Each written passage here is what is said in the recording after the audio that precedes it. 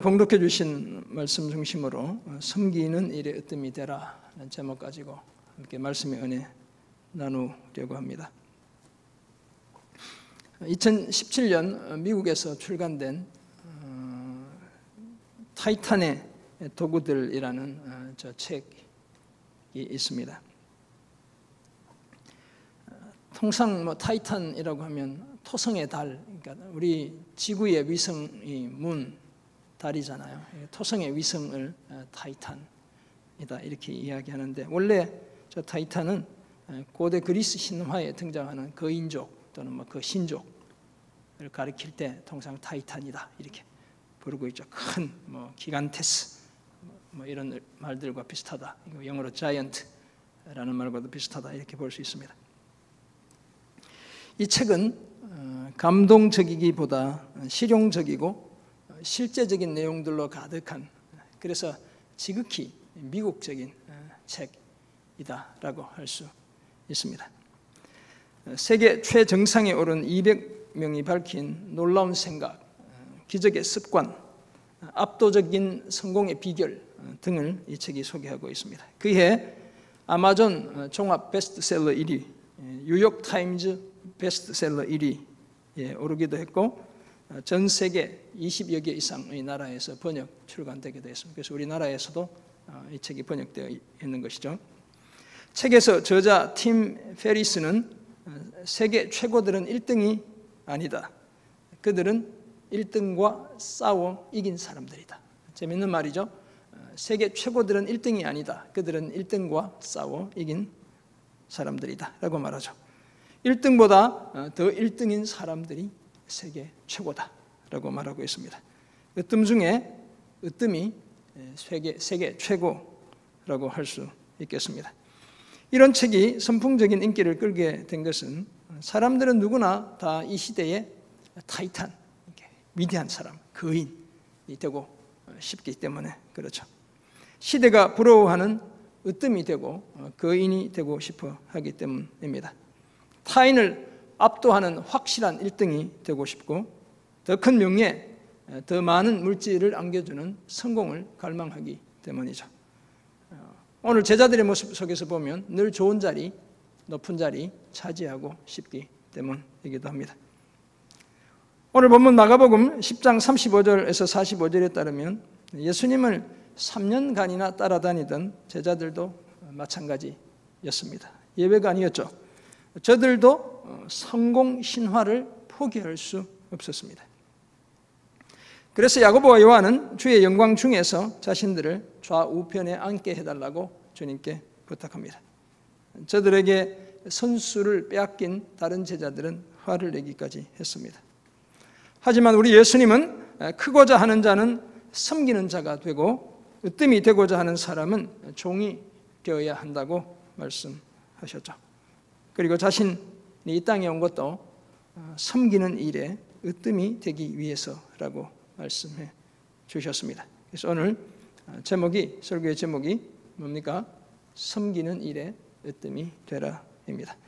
이런 내용을 전하는 오늘 본문 등을 통해 우리는 다음과 같은 몇 가지 사실을 발견하고 함께 은혜 나누기 원합니다. 먼저 사람들은 누구나 다 으뜸이 되길 원한다는 것입니다. 둘째는 제자라면, 주님의 참된 제자라면 어디에 으뜸이 되어야 하냐면 섬기는 일에 으뜸이 되어야 한다는 사실을 생각해보고, 끝으로 우리 예수님은 섬김을 통해 으뜸이 되셨다는 사실을 성경을 통해 한번 밝혀보도록 하겠습니다. 예수님은 3번씩이나 자신의 죽음과 부활을 예고했지만 제자들은 여전히 그 의미를 제대로 깨닫지 못합니다. 주님이 3번이나 반복적으로 8장, 9장, 10장 이렇게 얘기하셨다는 것은 심각하고 엄중한데 놀랍기도 하고 두렵기도 했지만 제자들은 그 의미를 아직도 다 깨닫지 못하죠. 오히려 예수님의 예루살렘 입성을 앞두고 엉뚱한 기대로 우리 제자들의 마음이 들떠 있습니다. 자신들도 이제 주목받는 자리를 차지할 수 있게 되었다고 생각한 것이죠. 예수님을 따라다니며 지난 3년간 겪어야 했던 고생이 이제 다 끝이 났구나, 이런 생각을 했을 것 같습니다. 그런 기대 속에 제자들은 예수님이 지금 죽으러 가신다는 사실을 현실로 인정할 수 없죠. 인정하고 싶지 않죠. 예수님이 설마 죽을 리가 없다고 생각했습니다. 이런 제자들과 동행하는 우리 주님의 마음이 무척 힘들었겠다 하는 생각을 설교 준비하면서 해보게 되었습니다. 이런 이해를 바탕으로 우리는 오늘 본문을 통해 제자됨의 자세와 관련해 다음과 같은 몇 가지 사실을 발견합니다. 먼저 사람들은 누구나 으뜸이 되기를 원합니다. 우리 중에 으뜸, 1등 되기 싫은 사람은 아무도 없습니다. 모르겠습니다. 나는 뭐 늘 꼴찌만 해도 괜찮아 이런 사람이 계신지 모르지만 그런 분들도 꼴찌 중에 꼴찌가 하고 싶은, 거꾸로 생각하면 여전히 으뜸이 되고 싶은 그런 사람일 가능성이 많죠. 제가 시골에서 중학교를 다닐 때 중간고사와 기말고사를 치고 나면 뭐 다른 학교는 어떤지 모르겠지만 제가 다니던 그 학교는 중간고사, 기말고사가 끝나면 학교에서 그 시험 결과 성적을 대자보로 만들어 건물 외벽에 크게 게시하곤 했습니다. 늘 그렇게 했어요.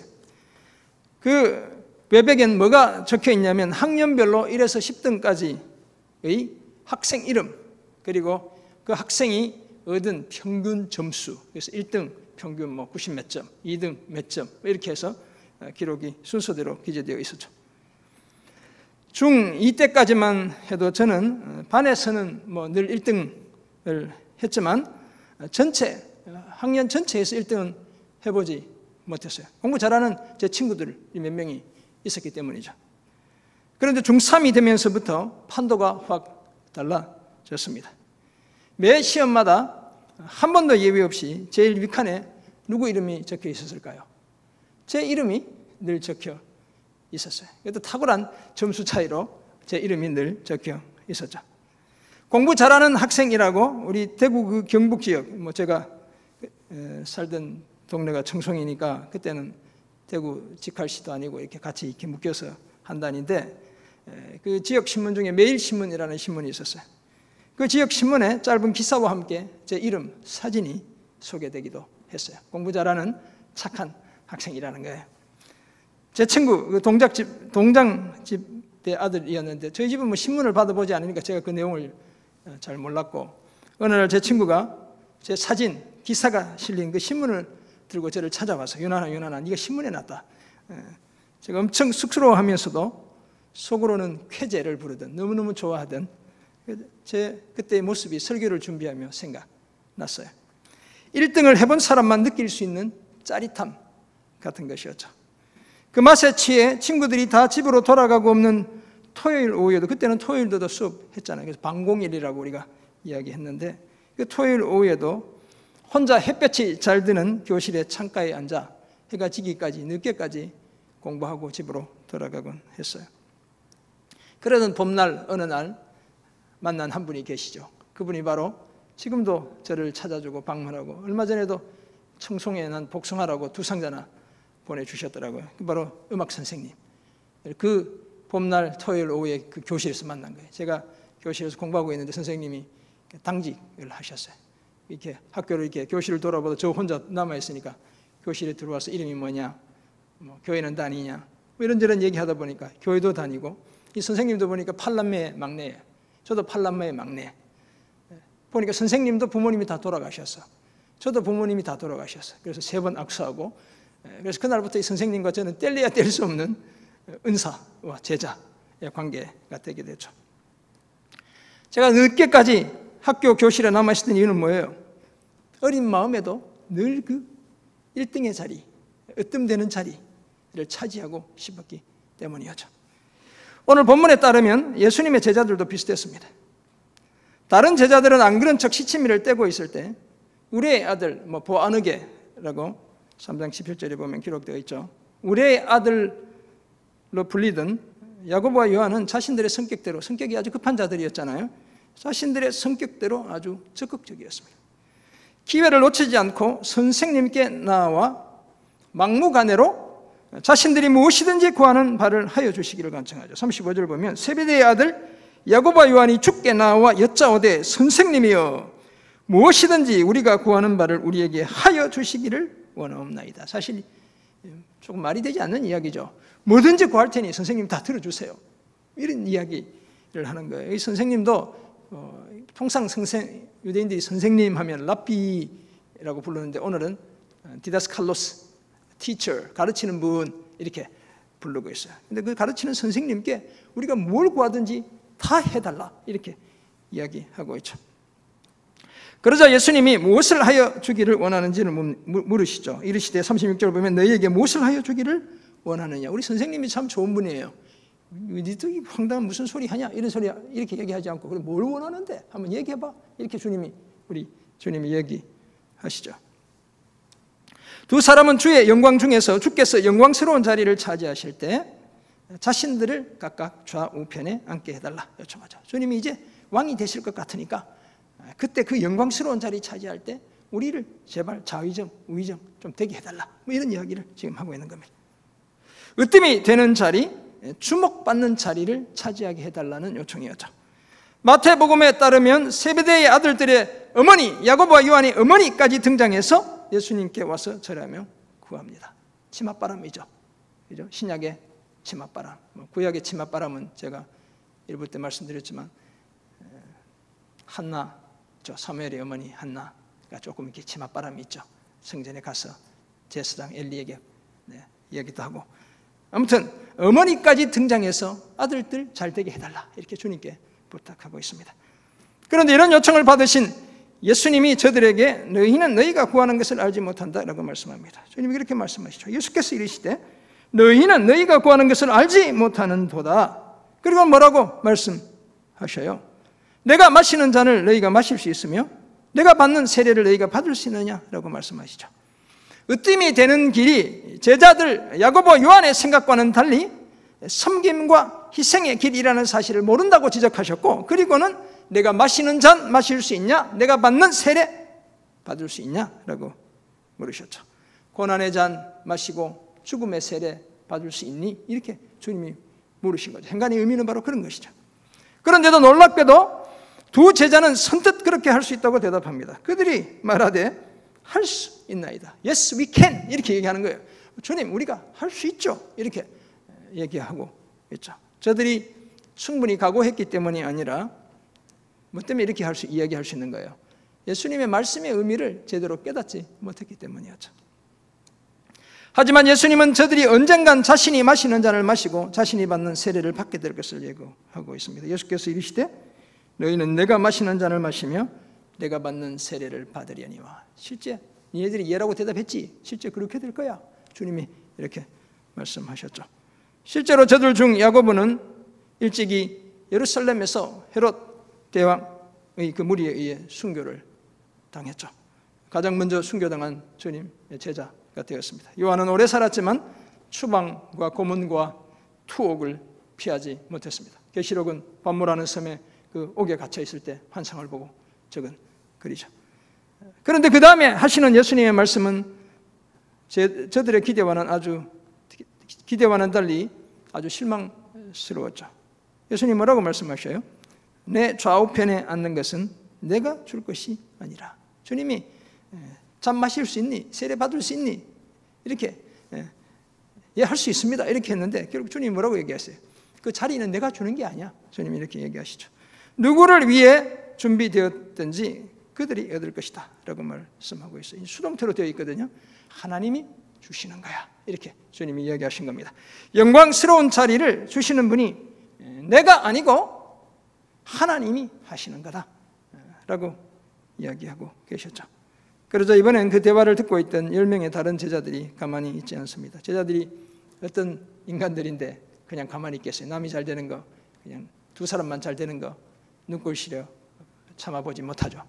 어떻게 해요? 보면 10 제자가 듣고 야고보와 요한에 대해 화를 냈다고 말씀하고 있습니다. 기회주의자들처럼 보이는 이 두 제자들에 대해 화가 치밀어 오른 겁니다. 왜냐하면 제자들 모두가 다 좋은 자리, 으뜸의 자리를 차지하고 싶었기 때문이었죠. 사랑하는 성도 여러분, 이처럼 사람들은 누구나 다 으뜸이 되기를 원합니다. 찌질하게 구석에 처박혀 평생 이름 없이 빚도 없이 살고 싶은 사람은 우리 중에 단 한 사람도 없습니다. 둘, 넷, 여섯, 여덟. 이 중에 나는 그래도 괜찮아 이런 분 한번 손 들어보세요. 집에 계시는 분들 중에 그래도 난 괜찮아 한번 손 들어보세요. 진짜 괜찮은 분은 진짜 성인입니다. 돌을 다 닦았어요. 네. 심지어 아무 이름 없이 빚 없이 살아도 그것에까지 으뜸이 되고 싶은 것, 이름 없이 빚 없이 사는 것에조차도 으뜸이 되고 싶어 하는 것이 우리의 본성이에요. 우리 남자분들 좋아하는 프로그램, TV 프로그램 중에 자연인 있죠. 자연인. 여자분들 중에 좋아하는 분이 계실 수도 있어요. 보니까 여자 자연인도 있더라고. 보니까 대부분이 남자인데, 그 자연인은 뭐예요? 세상을 떠나, 그죠? 세속의 삶을 떠나 자연과 벗하며 평생 외로이 고독을 곱씹으며 그렇게 살아가겠다고 다짐한 사람들이 자연인이야. 그런데 그 자연인에 나오는 사람은 자기가 더 자연인인 것처럼 되고 싶은 거야. 그렇잖아요. 그러지 않으면 나올 필요가 뭐가 있어? 그죠? 그냥 묻혀 지내면 되는 거지. 매스컴을 타야 될 이유가 없죠. 자연인도 진짜 더 자연인이 되고 싶어 하는 거예요.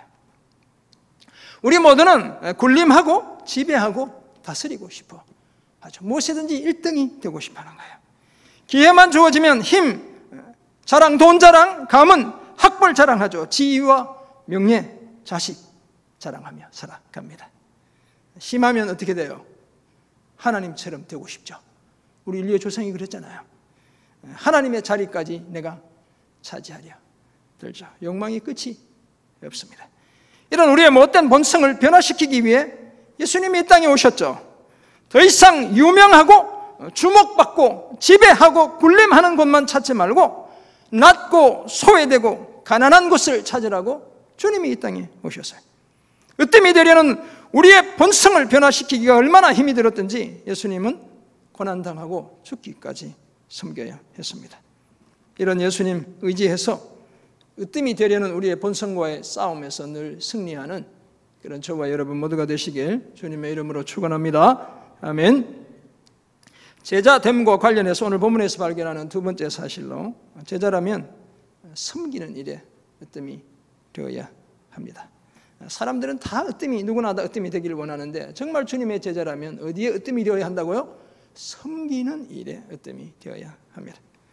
오늘 본문 41절 다시 한번 보면 야고보와 요한에게 선수를 빼앗긴 다른 제자들이 화를 내고 있죠. 이 화를 내다는 말은 그냥 뭐 영어로 화내다 하면 get angry 이렇게 이야기하거든요.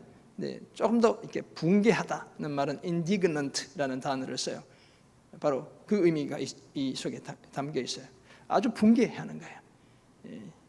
몹시 얄밉죠. 선수를 빼앗긴, 억울하기도 하고, 그래서 화를 막 내는 거예요. 그러자 예수님이 저들 모두를 부르시고는 말씀합니다. 예수님이 그러죠.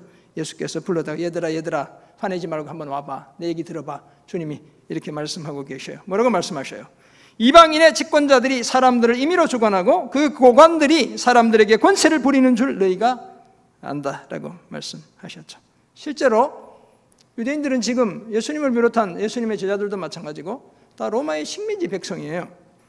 로마 식민지 백성으로 살던 그런 제자들이기에 예수님의 이 말씀이 무슨 뜻인지 다 잘 이해하고 있었죠.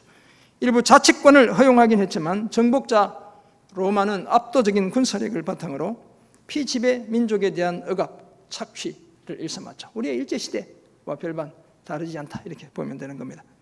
하지만 예수님은 너희 곧 제자들 중에는 그렇지 않다고 말씀하고 있죠. 모름지기 예수님의 제자라면 그저 지배하고 다스리는 자리를 차지하기 위해 혈안이 되지 않아야 한다고 말씀합니다. 너희 중에는 그렇지 않을지니. 주님이 그렇게 말씀하시잖아요. 진화론자들이 말하는 약육강식, 적자 생존의 그 방식을 따르지 않아야 한다는 뜻이기도 하죠. 오히려 제자들 중에 누구든지 크고자 하는 자는 다른 제자들을 섬기는 자가 되어야 한다고 주님이 말씀하셨습니다. 거기에다 으뜸이 되고자 하는 자는 모든 사람의 종이 되어야 할 것을 말씀하셨어요. 임의로 주관하고 권세를 부리는 자가 아니라 어떤 자가 되라고 얘기하시죠? 섬기는 자가 되고 종이 되어야 할 것을 주님이 제자들에게 말씀하셨죠.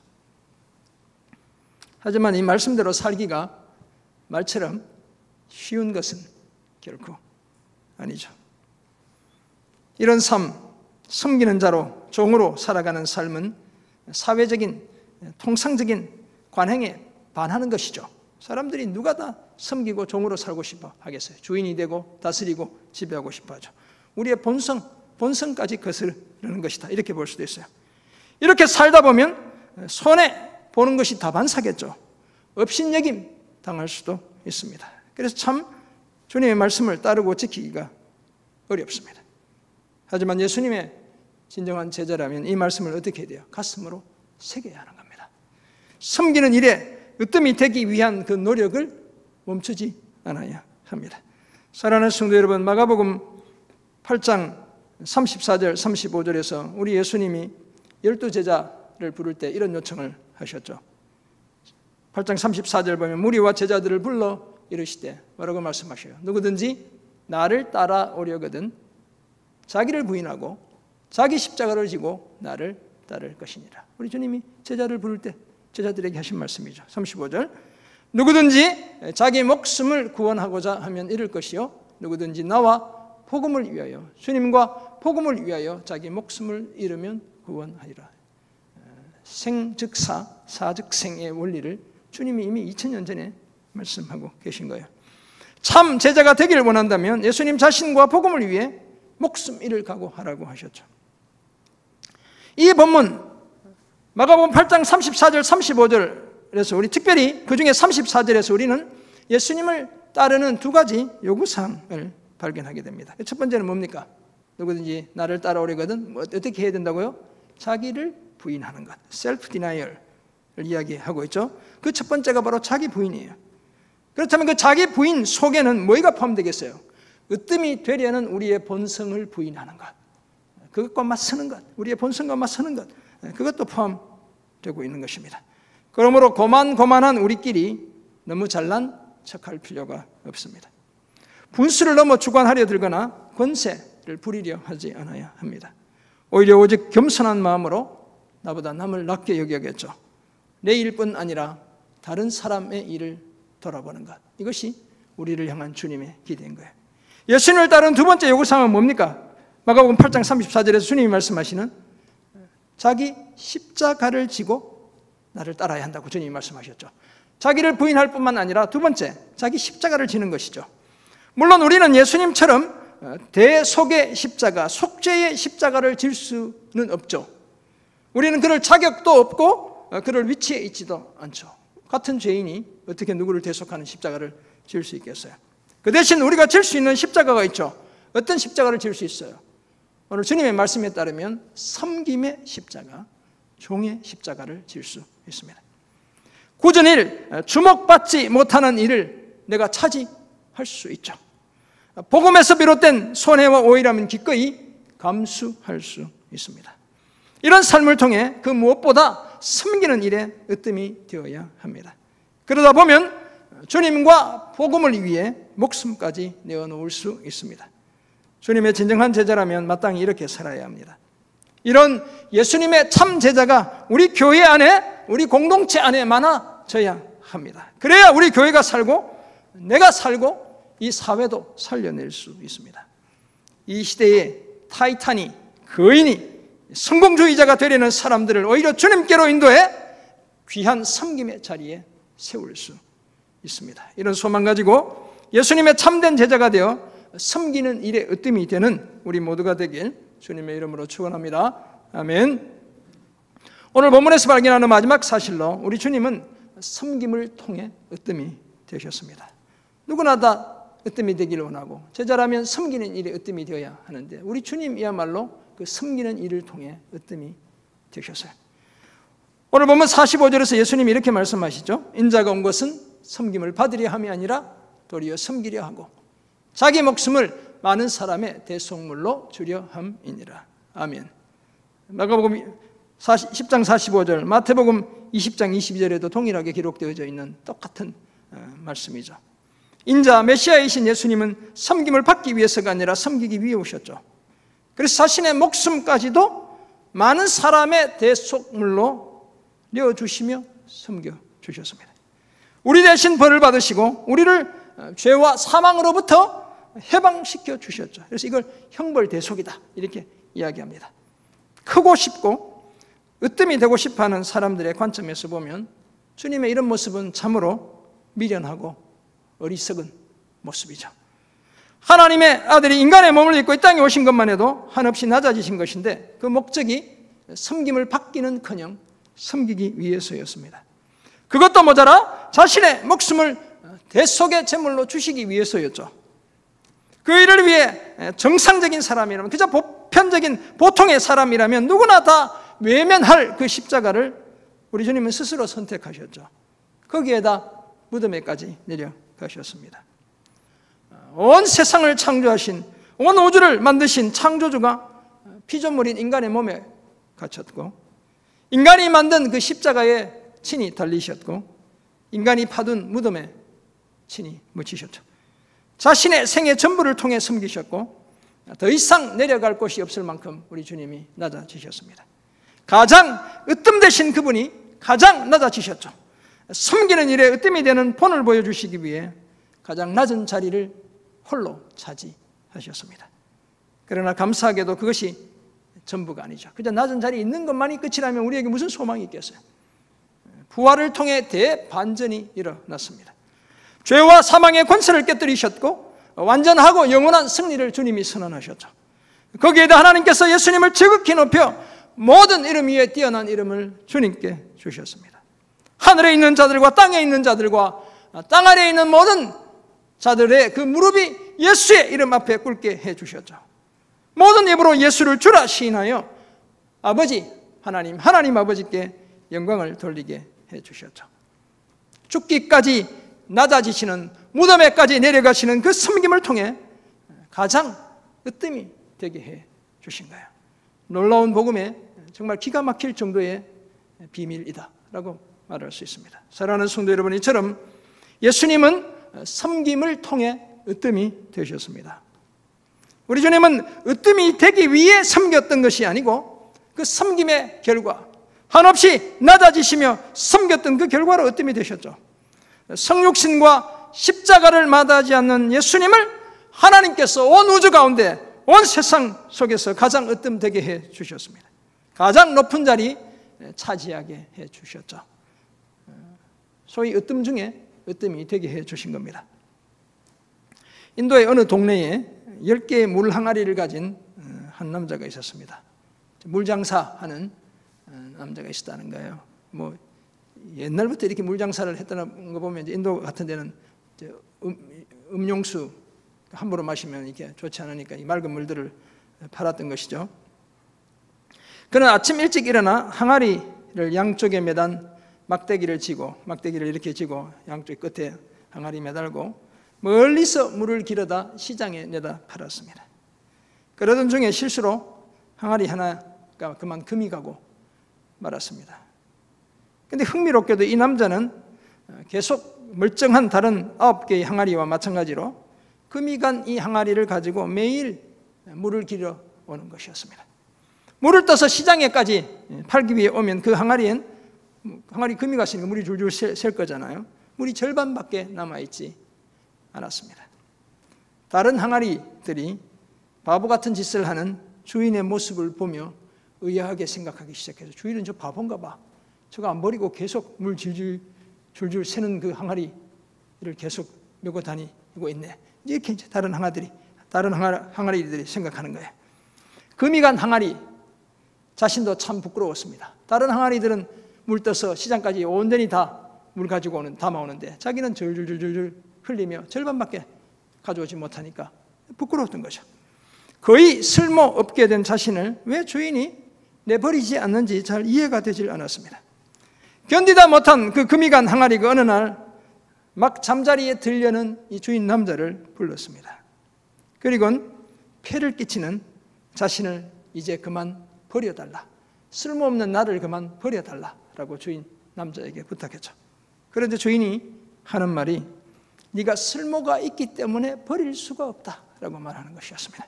날이 밝으면 네가 왜 여전히 필요한지 내가 보여주마 라고 말했습니다. 다음 날 물을 깃고 돌아오는 길에 주인은 금이 간 그 항아리에게 길가를 한번 쳐다보라고 이야기했죠. 그 좌치마다 형형색색의 아름다운 꽃들이 피어나고 있었습니다. 사실 주인은 항아리에 금이 간 다음 날 물을 깃고 돌아오던 길에 길가를 따라 꽃씨를 뿌려두었죠. 그날 이후 매일 그 길을 지나갈 때마다 항아리는 자연스럽게 꽃들에게 수분을 공급해 주었던 것이죠. 마침내 주인은 물보다 더 비싼 가격을 받고 그 꽃들을 시장에 내다 팔 수 있게 되었습니다. 우리 예수님은 온전하실 때도 몸에 상처를 입고 금이 가고 끼어졌을 때도 섬김의 길을 포기하지 않았습니다. 멸시를 당하시면서도 그 사명을 완수하셨죠. 가장 낮은 자리에서 저와 여러분에게 다시는 목마르지 않는 생수를 공급해 주셨어요. 섬김을 통해 생명의 꽃을 온 우주 가운데 피우셨죠. 아버지 하나님을 영화롭게 해드렸습니다. 그런 예수님을 하나님이 지극히 높여주신 거예요. 섬기는 그분을 지극히 높여주셨죠. 오늘 우리의 삶도 마찬가지여야 합니다. 금이 간 항아리와 같지만 맡겨주신 사명 온전히 감당해야 될 줄 믿습니다. 섬기는 일에 으뜸이 되어야 하고 진짜 으뜸이 되셔야 할 예수님을 더욱 높여드려야 합니다. 그래야 우리도 우리 삶의 길가에 복음의 씨앗 뿌려 생명의 꽃을 피우게 할 수 있죠. 이 일을 통해 주인 되신 하나님께 더 큰 영광 돌려드릴 수 있습니다. 섬기는 일에 으뜸이 되어 이런 복된 삶을 힘쓰는 우리 모두가 되길 주님의 이름으로 축원합니다. 아멘. 그렇다면 사람들은 누구나 으뜸이 되기를 원하고 제자라면 섬기는 일에 으뜸이 되어야 하고 예수님은 섬김을 통해 으뜸이 되셨다는 사실을 알게 된 우리는 이제 어떻게 살아야 할까요? 먼저 자리가 아니라 섬김을 선택해야 합니다. 자리는 로케이션일 수도 있고 포지션일 수도 있어요. 낚시를 하는 분들은 잘 아시겠지만 자리는 그날 조항을 결정짓는 아주 중요한 요소입니다. 저는 뭐 그런 거 잘 몰랐는데 도시어부라는 프로그램 있잖아요. 우리 남자들 보는 분들 계시죠? 보니까 이렇게 그 같은 배에서도 좋은 자리 차지하려고 난리 야단이야. 보니까 진짜로 잘 잡히는지 안 잡히는지 안 해봐서 모르겠지만 아무튼 그 자리에 따라서 그날 고기 몇 마리 잡는지가 결정된대요. 사업도 마찬가지죠. 자리가 좋아야 하죠. 좋은 자리는 권리금 내고서라도 차지해야 더 큰 수입 올립니다. 교회도 마찬가지예요. 부인하고 싶지만 부인할 수 없는 현실이죠. 담임 목사 설교도 좋아야 하고 엄청 중요한 요소죠. 성도들 좋은 소문 나야 합니다. 좋은 프로그램 가지고 있어야 되죠. 우리 자녀들 마음껏 맡길 수 있는, 어른들 마음껏 신앙교육 받을 수 있는 그런 프로그램들이 교회에 필요하죠. 거기에 더해 자리, 이 로케이션, 이 엄청 교회 성장에, 양적 성장에 중요한 요소입니다. 여러분 사는 아파트는 두말할 필요가 없죠. 자리, 이 자리는 로케이션이고 그 다음 포지션, 지위, 위치, 또 자리잖아요. 사람들은 너도 나도 좋은 자리, 높은 자리 차지하고 싶어하죠. 그러나 예수 믿는 우리는 그런 자리가 아니라 뭘 선택해야 한다고요? 섬김을 선택해야 하는 겁니다. 섬기는 일에 으뜸이 되어야죠.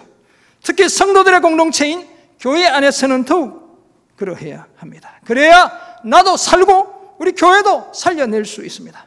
섬김을 선택하기로 결심해야 성육신, 십자가, 주님이 사신 그 삶을 따라 살 수 있습니다.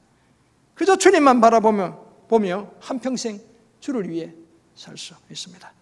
이 사실 명심하고 늘 자리가 아니라 섬김을 선택하는 우리 모두가 되길 주님의 이름으로 부탁합니다. 아멘.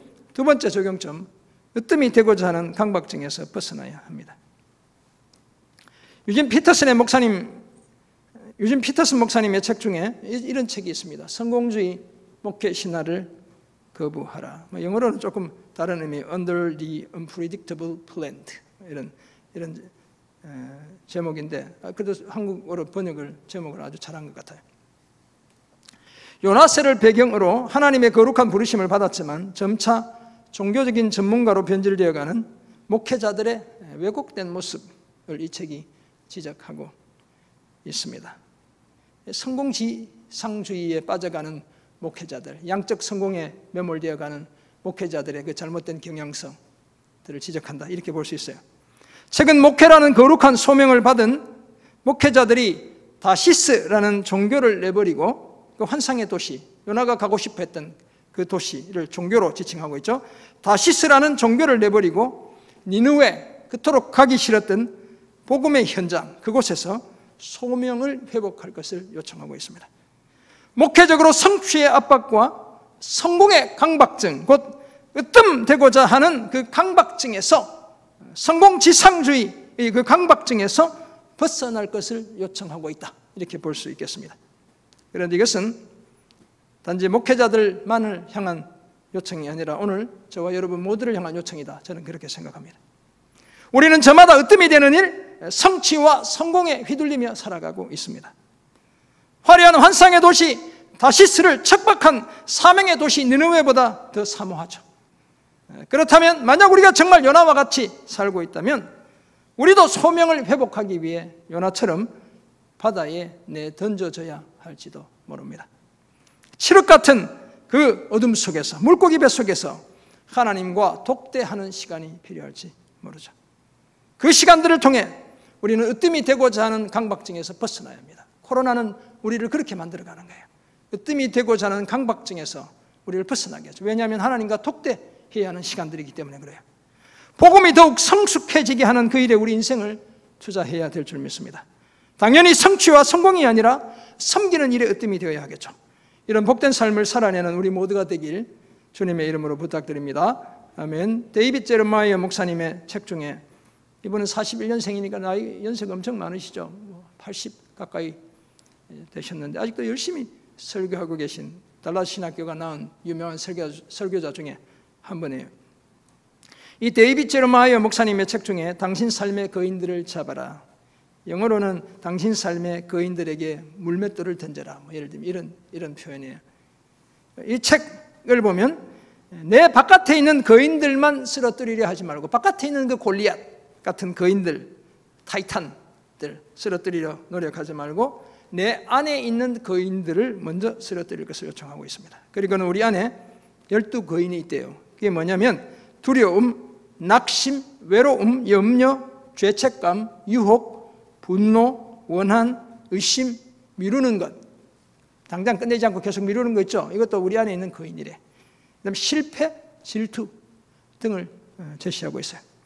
저는 여기에다 으뜸이 되려는 욕망 한 가지 더 추가해야 한다라고 생각해 보았습니다. 성취의 압박과 성공에 대한 강박증 또한 우리가 쓰러뜨려야 할 거인 중에 하나이기 때문에 그렇습니다. 오늘날 미디어의 발달은 온 인류를 더욱 1등주의자로 만들고 있습니다. 우리 애들도 보면 유튜버, 막 이름 나는 돈 많이 버는 어린애들도 유튜버 되고 싶어하고 아이돌 되고 싶어하고 다 오늘날 우리를 그렇게 만들고 있죠.